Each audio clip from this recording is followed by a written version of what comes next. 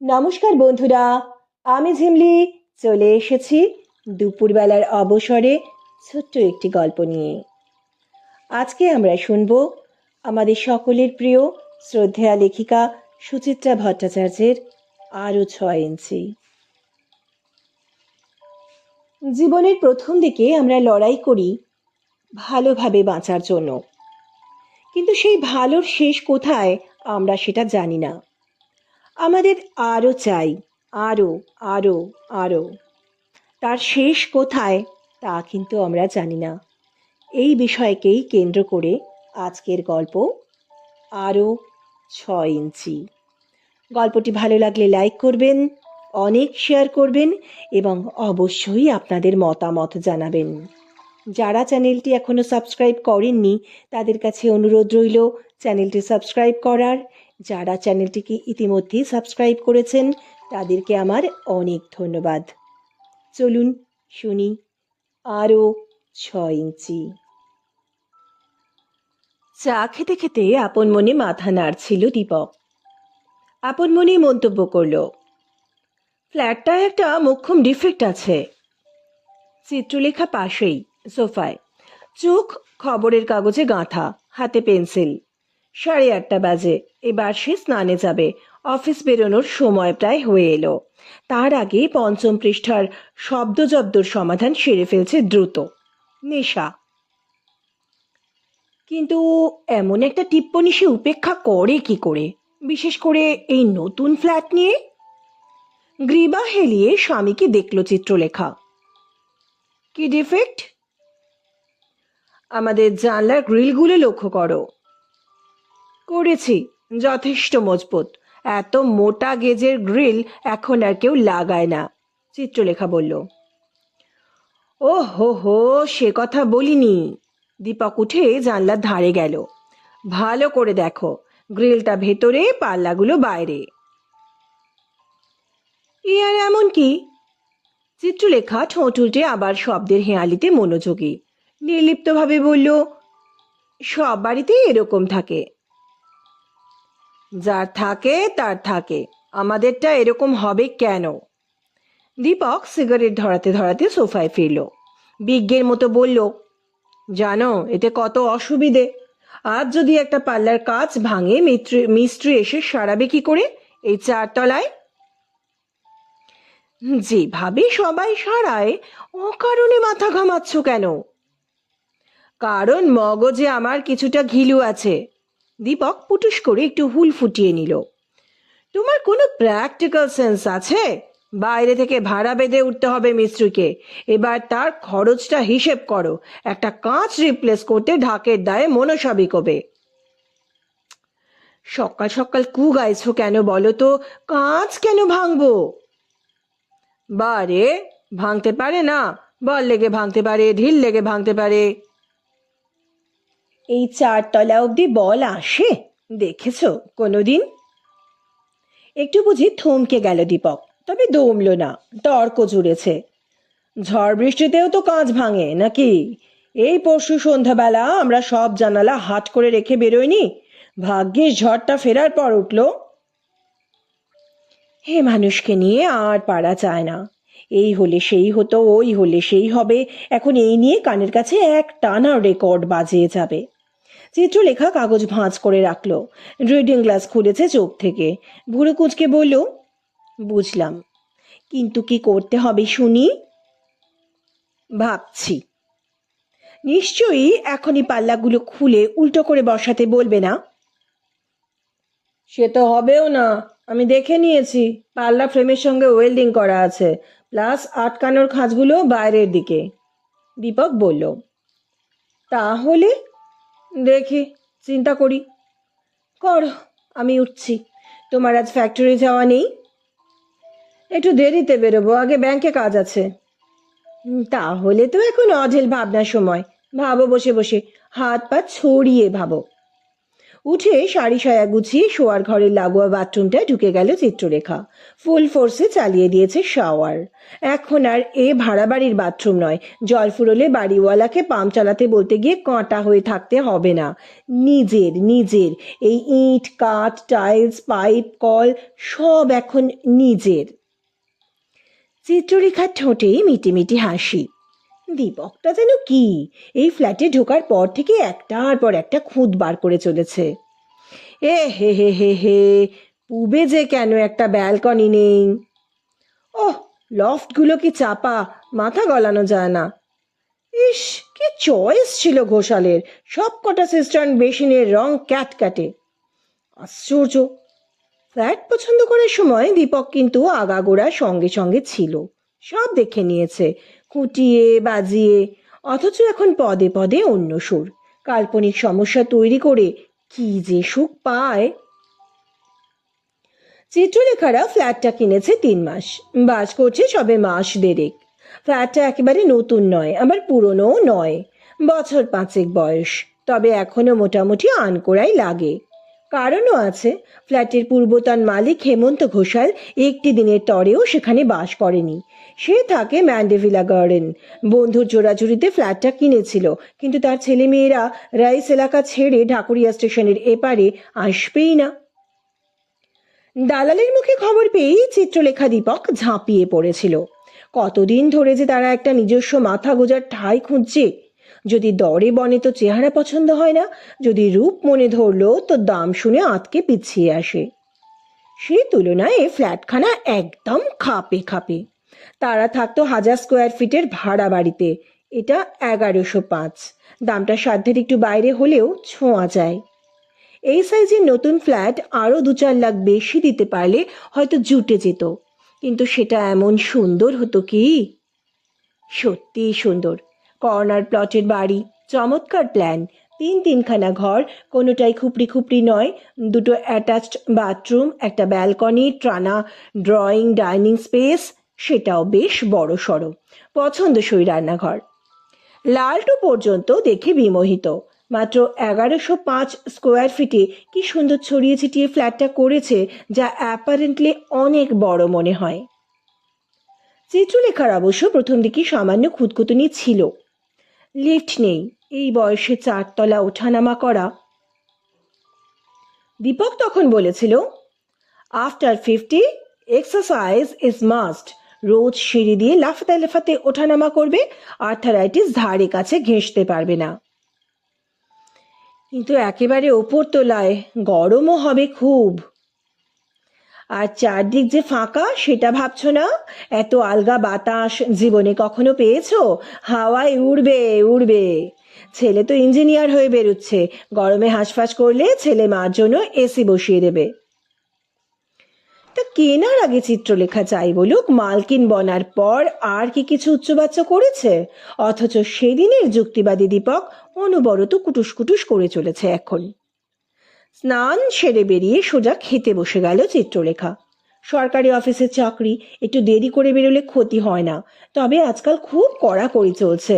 তার উপর অফিসের অনেকটা দায়িত্বই চিত্রলেখার কাঁধে। সেই সময় মতো না পৌঁছলে নিচের লোকেরাও আরও জো পেয়ে যায়। মাস গেলে 17-18 হাজার টাকা দিচ্ছে সরকার।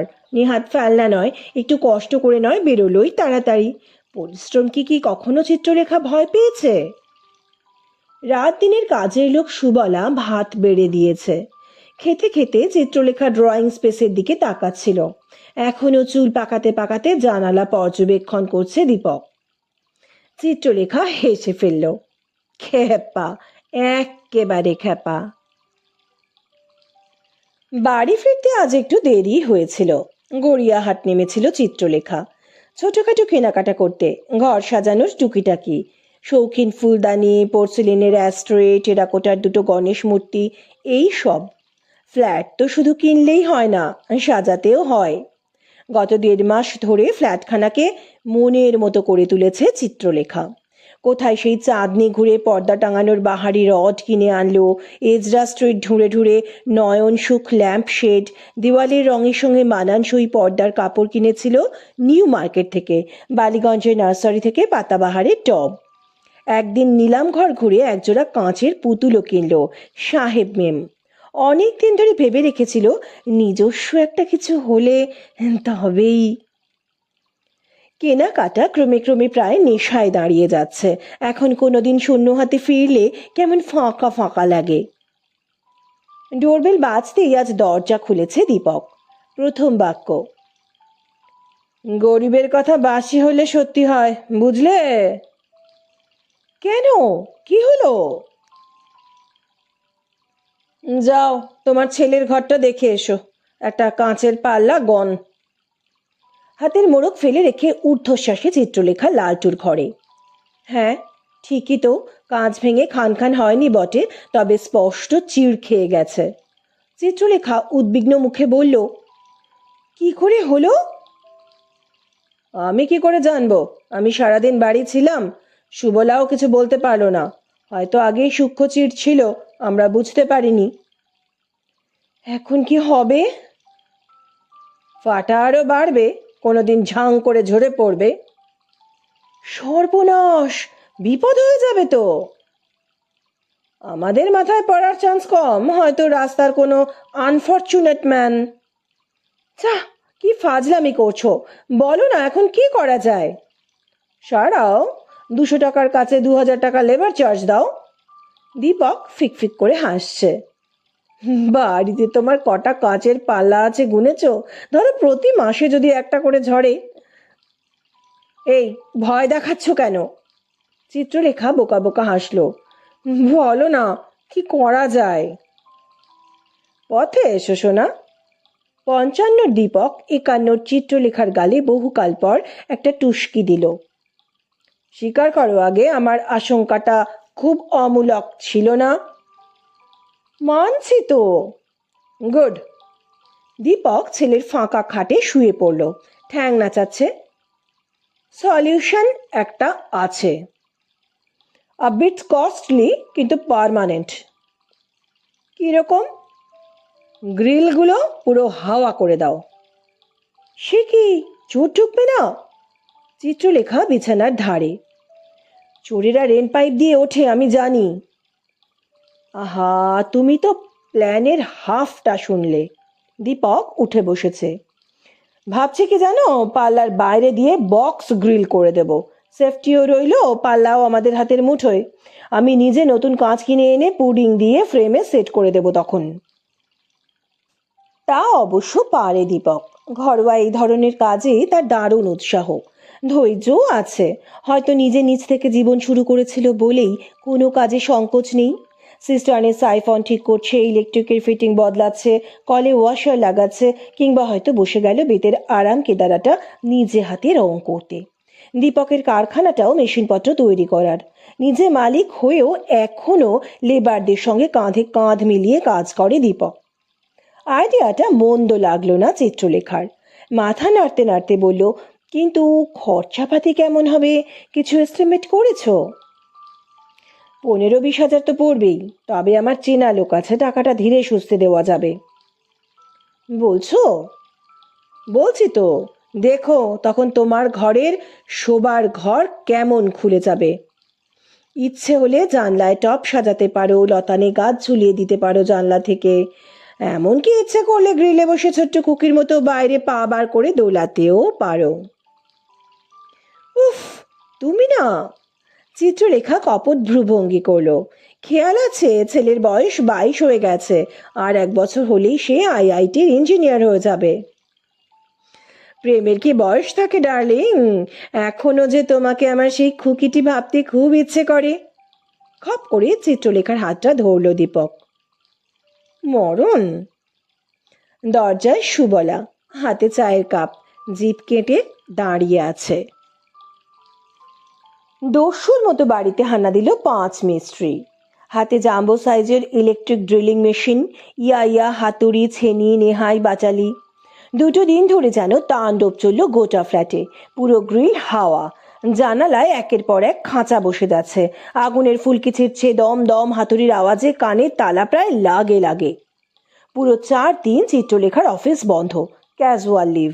দিনে 5 বার করে কারখানা থেকে মোটর বাইক ছুটিয়ে এসে দীপকও কাজের হালচাল দেখে যাচ্ছে। মিস্ত্রিদের কাজের দাপটে দেওয়ালের রং চটে গেল জায়গায় জায়গায়। পুরো কাজ চোকার পর আবার রং মিস্ত্রি ডাকো, সযত্নে রঙের টাচ দাও। পুরো কাজ শেষ হওয়ার পর স্বস্তির নিঃশ্বাস ফেলল চিত্রলেখা। ফ্ল্যাটের বাহার দেখে চিত্রলেখা এখন আরও মুগ্ধ। কারুকাজ করা গরাদ দূরে সরে গিয়ে অন্দর যেন আরও মোহনীয় হয়ে উঠেছে। চিরটা কাল তারা একতলায় কাটিয়েছে। আকাশ দেখার জন্য বাড়ির বাইরে গিয়ে দাঁড়াতে হতো। 4 তলায় উঠে আকাশ যেন অনেক কাছে নেমে এসেছিল। জানলা দিয়ে মুখ বাড়ালে ওই নীল গগন এখন যেন আরও প্রকাণ্ড দেখায়। ঝড় বৃষ্টির দিনে মনে হয় নীলচে বিদ্যুৎ বুঝি ঘরে ঢুকে পড়ল। ধারাবর্ষণের দিকে তাকিয়ে থাকলে চোখ ফেরানো যায় না। পূব আকাশ থেকে চাঁদ জ্যোৎস্না বিছয়ে চিত্রলেখার শোয়ার ঘরে। দক্ষিণ আকাশে রাত ভর তারা ঝলমল করে। চিত্রলেখা এখন নিচটাও বেশ পরিষ্কার দেখতে পায়। বক্স গ্রিলের জানলা দিয়ে ঝুঁকলে 4 তলা থেকে রাস্তার মানুষগুলোকে কেমন অকিঞ্চিতকর লাগে। সত্যি, ওপরে ওঠায় একটা আলাদা রোমাঞ্চ আছে। ওই গ্রিল দূরে সরে না গেলে চিত্রলেখা হয়তো বুঝতেই পারত না। ঘরগুলো যেন আরো বড় হয়ে গেছে এখন। হয়তো চিত্রলেখার মনের ভ্রম, তবু মনে হয় আলো বাতাসও বেড়ে গেল। ভাগ্যিস দীপকের মাথায় বুদ্ধিটা এসেছিল। শোভাও বাড়ল, স্পর্শকাতর কাঁচেরাও এখন দিব্যি নিরাপদ। লালটুর এখন দারুণ ব্যস্ত সময়। সামনের মাসে সেমেস্টার পরীক্ষা, ফাইনাল ইয়ার বলে অসম্ভব পড়ার চাপ। তবু তারই মধ্যে খড়গপুর থেকে ঘুরে গেল 2 দিনের জন্য। সেও তারিফ করলো বাবার, সঙ্গে সঙ্গে পরামর্শও দিল কিছু নিজস্ব কায়দায়। ঘরে কি সব পাতাবাহারের গাছ রেখেছ মা? এগুলো খুব পাতি জিনিস, লোয়ার মিডল ক্লাসদের বাড়িতে থাকে। ওমা, সে কি! শখ করে আমি আর তোর বাবা এতগুলো টব কিনে আনলাম। দরজার বাইরে রাখো, ব্যালকনিতে রাখো, সিঁড়িতে, ল্যান্ডিংয়ে। ভেতরটা একেবারে ন্যাড়া হয়ে যাবে না রে? কি ফাইন একটা গ্রেনের এফেক্ট এসেছিল। একটু অন্যভাবে ভাবো মা। গাছ রাখো, কিন্তু ডিফারেন্ট টাইপের। Why don't you try for flowers মা? বক্স গ্রিলে বসিয়ে দাও, ব্যাস, ডিউটি ফিনিশ। রোদ্দুর তো পাবেই, বর্ষা চলছে, এখন তোমায় রোজ ভৃঙ্গারও উপর করতে হবে না। খাসা বলেছে তো লালটু। চিত্রলেখার দীপক মুখ চাওয়াচারি করলো। ব্যাপারটাকে নিয়ে ভাবনা চিন্তা করাই যায়। ফুল গাছে ভরিয়ে দিলে বেশ একটা মালঞ্চ ভাব আসবে না ফ্ল্যাটে? চিত্রলেখার বাতায়নে এখন কুসুমের সমারোহ। শোয়ার ঘরে কামিনী ফুটেছে, ডাইনিং উইন্ডোয় গন্ধরাজ, বসার জায়গাটাতে হাসনুহানা। লালটুর ঘরের জানলায় চাঁপা রেখেছে চিত্রলেখা। কুঁড়ি এসে গেছে ফুল ফুটি ফুটি। ছোট ঘরটায় যেখানে লালটু এলে বন্ধু বান্ধব নিয়ে আড্ডা মারে, কিংবা চিত্রলেখা দীপক চেনা পরিচিতদের ডেকে আসর জমায়, সেখানে এখন টবের গাছে বকুল ফুল। সবকটা গাছই কেমন খয়াটে খড়বুড়ে হয়ে আছে, কিন্তু ফুল ফোটার কোনো খামতি নেই। যেন দীপক চিত্রলেখার পুষ্পিত বাসনারা সংহত হয়ে সৌরভ ছড়াচ্ছে গবাক্ষে। সেদিন রাত্রে ঘুম আসছিল না চিত্রলেখার। সারাদিন আজ অঝোরে বৃষ্টি হয়েছে। একটু আগে মেঘ কাটলো। জাল জাল মেঘের ওপারে দেখা দিয়েছে এক অস্পষ্ট চাঁদ। ভাঙা ভাঙা কিরণ এসে পড়েছে ঘরে, সঙ্গে কামিনী ফুলের গন্ধ। মনটা কেমন আকুল হয়ে যাচ্ছিল চিত্রলেখার। পাশে দীপক ভোঁস ভোঁস নাক ডাকাচ্ছে। এতটুকু নিসর্গ প্রীতি নেই দীপকের। চতুর্দশীর দিন পর্যন্ত ট্যাচা চোখেও চাঁদের দিকে তাকায় না। বলে, কাল আরও গোল হবে, তখন দেখা যাবে। এমন মধুর রাতে ও বেরসিক লোককে টাকাটাই বৃথা। একটুক্ষণ চোখ বুজে ফুলের ঘ্রাণ নিল চিত্রলেখা। ভিজে ভিজে জ্যোৎস্না মাখল গায়ে। তারপর ধুত্তেরি বলে উঠে পড়েছে। একা একা ঘুরছে ফ্ল্যাটময়। এমনটা সে করে মাঝে মাঝে। ফ্ল্যাটের বিস্তার ছুঁয়ে ছেনে দেখে, যেন উপলব্ধি করতে চায় এই গৃহ সত্যি, মায়া নয়, হুশ করে উবে যাবে না। চিত্রলেখা টানা লম্বা ডিভানে গিয়ে বসল। নতুন ডিভান, এ বাড়ির জন্যই বানানো, ভারী নরম, বসলেই শরীর ডুবে যায়। হাত পা ছড়িয়ে চিত্রলেখা নাক টানছে জোরে জোরে। এ কি, হাসনুহানার গন্ধ গেল কোথায়? ও মা, জানলাটা তো বন্ধ। বৃষ্টির সময় সেই যে টেনে দিয়েছিল, আর খোলেনি দীপক। উঠে গিয়ে চিত্রলেখা ঠেললো জানলাটা। পাল্লা পুরো যাচ্ছে না, আটকাচ্ছে টবে। একটু বুঝি বড় টবে দেওয়া হয়েছে হাসনুহানাকে, তাই এই বিপত্তি। সন্তর্পণে পাল্লা ফাঁক করলো চিত্রলেখা। হাত গলিয়ে ঠেলে ঠুলে একটু সরালো টবখানা। একটা পাল্লা মুক্ত হয়েছে। টব হেলিয়ে অন্য পাল্লাটা খুলল। ভারী টব সরাতে গিয়ে ব্যথা লেগেছে নড়ায়। কাঁধে হাত লাগলো। এভাবে চোট লাগা তো ভালো নয়। কালই ছোট টবে চালান করতে হবে হাসনুহানাকে। সহসা চিত্রলেখার চোখ জানলার উপর ভাগে গ্রিলের প্রান্তে। নিচে রাস্তা মার্কারি চলছে। আলোর আভা উঠে আসছে ঊর্ধ্বপানে। সেই দুটিতেই চিত্রলেখা স্পষ্ট দেখতে পেল গ্রিলটা সানশেডের চেয়ে ছোট, প্রায় বিঘত খানেক। ওইটুকুর জন্যই কি টবটা আটকাচ্ছে? চিত্রলেখার খটকা লাগলো। ছুটে গেছে পাশের জানালায়। হ্যাঁ, এই গ্রিলটাও তো ছোট, তার পাশেরটাও। একে একে সব কটা বক্স গ্রিলই জরিপ করে ফেললো চিত্রলেখা। প্রত্যেকটাই একই মাপের, প্রত্যেকটাই ছোট। ছি ছি, এভাবে ঠকিয়ে গেল গ্রিল মিস্ত্রি। একা একা গুমরানো চিত্রলেখার ধাতে নেই। দৌড়ে গিয়ে ঝাঁকাচ্ছে দীপককে। এই, শুনছো শুনছো? দীপকের ঘুম যতটা গভীর ততটাই পলকা। কখনো কানের সামনে ট্রাম্পেট বাজালেও ওঠে না, কখনো ফিস ফিস শব্দেই পটাং করে চোখ খুলে যায়। এখন বুঝি অগভীর নিদ্রায় চলছিল। ধর্মরিয়ে উঠে বসেছে দীপক। চোখ রগড়াতে রগড়াতে বলল, কি হয়েছে? ওই গ্রিলওয়ালা, তোমার মন্টু না সন্টু, সে তো একেবারে আমাদের পথে বসিয়ে গেছে। কেন, কি করলো? সবকটা গ্রিল ছোট, সানশেডের চেয়ে অন্তত 6 ইঞ্চি করে কম। তো? দীপক যেন বুঝতে পারছে না ব্যাপারটা। হাই তুলে বলল, আহ, জানলা তো খোলা যাচ্ছে। ব্যাস, খুললেই হয়ে গেল। গ্রিলটা সানশেডের শেষ অবধি গেলে ঘর আরো বড় লাগতো না? এতক্ষণে কথাটা দীপকের কর্ণকুহরে প্রবেশ করেছে। মুহূর্তে ঘুম হাপিস। চোখ পিটপিট করলো একটু। বিরক্ত স্বরে বলল, একদিনে দেখলে, আগে বলতে পারোনি? আমার দেখার কথা, তুমি তো কাজের সময় এসে এসে ওপরে ওদের উপর সর্দারি মারছিলে। তুমিও তো ছুটি নিয়ে বসেছিলে, করছিলেটা কি, ল্যাজ নাড়ছিলে? হ্যাঁ, আমি তো ল্যাজই নাড়ি। গোটা ফ্ল্যাট যেন এমনি এমনি সাজানো হয়ে গেছে। রং করানো, তাক বসানো, ফিটিংস লাগানো, এগুলো তো ভূতে এসে করে দিয়ে গেল। তুমি একটুও নড়ে বসেছিলে? আর ফ্ল্যাটের জন্য দৌড়োদৌড়িটা কোন শর্মা করেছিল? হ্যাঁ, সার্চ করানো, উকিলের কাছে ছোটা, ঘোষালের সঙ্গে দরদস্তুর, দলিল বানানো, রেজিস্ট্রি, ব্যাংক ম্যানেজার, এসব কি এমনি এমনি হয়ে গেছে? দীপক গজগজ করছে। সব পরিশ্রম বৃথা। কষ্টের ফ্ল্যাটটা তোমার জন্য খুঁতো হয়ে গেল। রাত দুপুরে চিল্লিও না। চিত্রলেখা তর্জনী নাচালো। তোমার জন্য হয়েছে, তোমার জন্যে, তোমার জন্যে। বাচ্চাদের মতো কলহ শুরু করেছে 51 আর 55, চোখ পাকিয়ে, মুখ বিকৃত করে। হঠাৎই থেমে গেল দীপক। ছন্দপতন ঘটিয়ে হেসে ফেলেছে। হাসছে হাসছে, হো হো হাসতে হাসতে মাথা নাড়াচ্ছে দুদিকে। চিত্রলেখা অবাক। গড়গড়ে গলায় বলল, হলো কি? এত হাসো কেন? দীপক অতি কষ্টে হাসি থামালো। তবু যেন বুড়বুড়ি উঠছে হাসির। বলল, ঢের হয়েছে, আর মাথা খারাপ করো না, আলো নিভিয়ে শুয়ে পড়ো। বিবাদের মাঝে এক পক্ষ আচমকা থেমে গেলে অন্য পক্ষ বড় অসহায় বোধ করে। চিত্রলেখা চোখ সরু করে দীপককে দেখলো একটুক্ষণ। তারপর বেজার মুখে টিউবলাইটের ক্যাটক্যাটে আলোটাকে বুঝিয়ে দিল। মাথা রেখেছে বালিশে। মেঘ পুরোপুরি সরে গেছে। মোম জ্যোৎস্নায় ভেসে যাচ্ছে ঘর।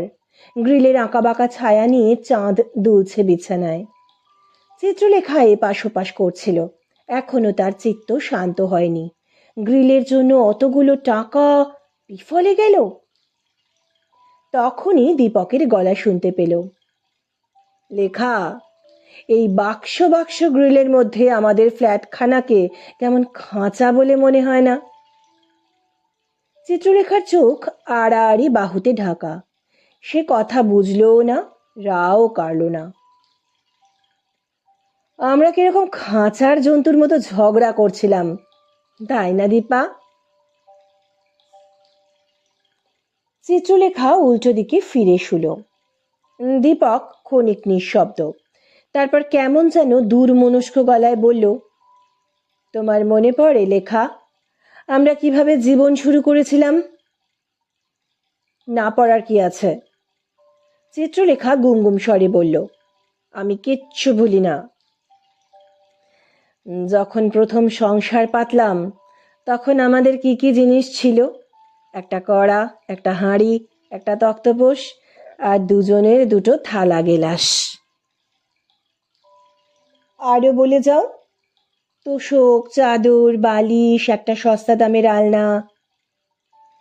সে তো কয়েকটা ভাড়ার জিনিসও ছিল, ফ্যান, আলমারি, ড্রেসিং টেবিল। ড্রেসিং টেবিলটা খুব বাহারি ছিল। আলমারি ভাড়া করতে গিয়ে তুমি এমনভাবে ওটার দিকে তাকিয়েছিলে, নইলে আমাদের ওই ঘরে ওই ড্রেসিং টেবিল। স্মৃতির সমুদ্র আছাড় খাচ্ছে পাড়ে। ছোট ছোট বাষ্পকণায় রাগটা জুড়িয়ে এলো চিত্রলেখার। আনমনে বলে উঠল, তুমি আমাকে রথের বেলা থেকে একটা আম কাঠের টুল কিনে দিয়েছিলে।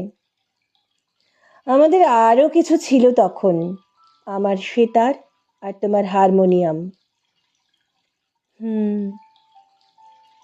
চিত্রলেখা বুঝে সময়টাকে দেখতে পাচ্ছিল। দীপক যেন তাকে হাত ধরে নিয়ে চলেছে পিছনে। বলল, উদঘাটের সেই বাড়িটার ভাড়া ছিল 60 টাকা। বাড়ি নয়, বলো ঘর, চিত্রলেখা বলল। হ্যাঁ, ঘর। টানা ব্যারাকের মতো বারান্দায় দরমার পার্টিশন। বাথরুম ছিল কতটা দূরে, সেই পুকুর পাড়ে। বর্ষাকালে তোমায় সাপজোঁক সামলে সামলে যেতে হতো। চিত্রলেখা চিত হয়ে শুলো, স্বর মিহি হয়ে এসেছে। উপায় কি ছিল? তোমার তখন রোজগার মাস গেলে 150 টাকা। আমি তো তখন চাকরিই পাইনি, ওই কটা গানের টিউশনি। অনেক টিউশনি করতে তুমি। সকাল বিকেল মিলিয়ে কখনো 5খানা, কখনো 6খানা। পার ছাত্রী 20 টাকা।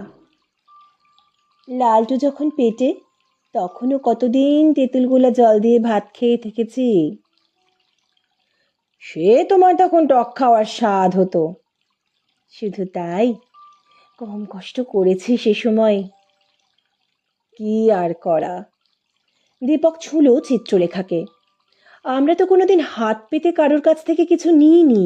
তোমার বাপের বাড়ির থেকেও না, আমার বাড়ির থেকেও না। না খেয়ে থেকেছি তবু। তো কে আছে, আমরা স্ট্রাগল করেছি, একটু একটু করে দাঁড়িয়েছি, একটা একটা করে জিনিস করেছি সংসারের। মনে আছে, ইনস্টলমেন্টে প্রেশার কুকার কিনেছিলাম, ছেলেকেও মানুষ করেছি দাঁতে দাঁত চেপে। তার মধ্যে রাত জেগে তোমার পড়াশোনা, পরীক্ষা, চাকরি। তখনই তো সংসারটা একটু ভালো করে দাঁড়ালো। আহা, আমি বুঝি ততদিন শুধু সেতার বাজাতাম? দীপক আলগা হাসল। আমিও তো একটু একটু করে উঠেছি। অন্যের কারখানায় খাটতে খাটতে কাজ শিখলাম, ধাপে ধাপে প্রমোশন, এই ফ্যাক্টরি ছেড়ে ওই ফ্যাক্টরি, তারপর নিজেরও একটা কারখানা হলো। এসব কিছুর মূলে কি ছিল লেখা?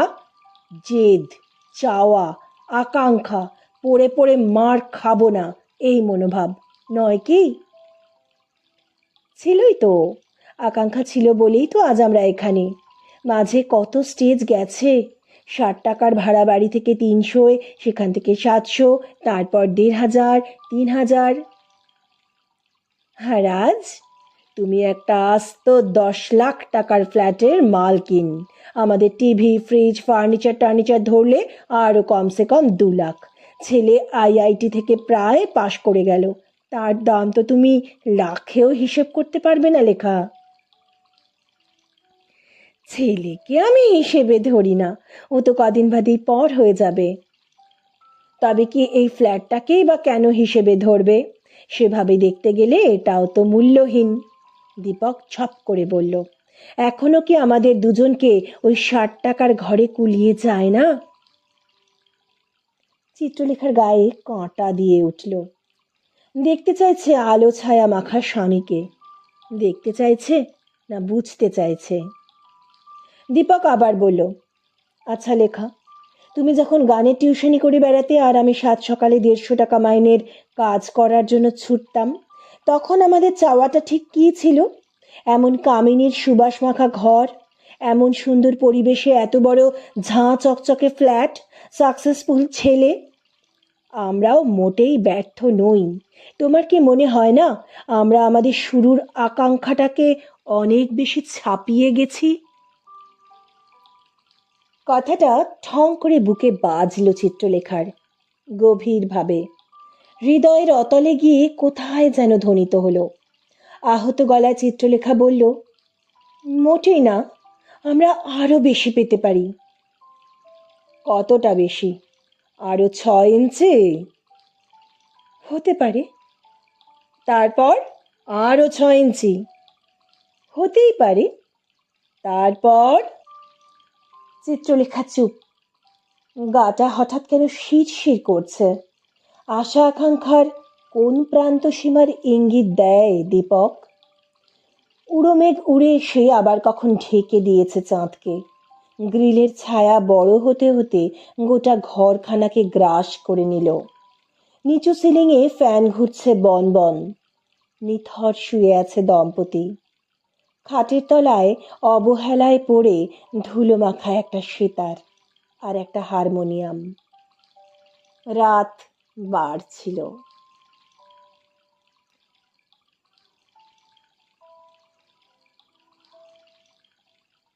বন্ধুরা, আজকের গল্প এখানেই শেষ হলো। সুস্থ থাকবেন, ভালো থাকবেন। নমস্কার।